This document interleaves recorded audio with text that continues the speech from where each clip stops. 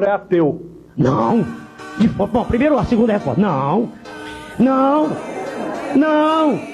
Não mesmo. Peraí, não. Não. Veja bem, eu passei a vida toda estudando. Desde 8 anos de idade, desde 7 ou 6. Eu não consegui encontrar até hoje nada que me convencesse de que não existe um arquiteto do universo.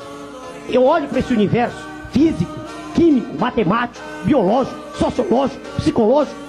Eu olho para esse universo e eu o vejo de uma complexidade estarrecedora. Nada é simples. Nem uma gota d'água, nem um átomo. É a ignorância brutal do ser humano que faz que acha tudo simples. Tudo é extremamente complexo. E eu me curvo diante de uma vontade suprema.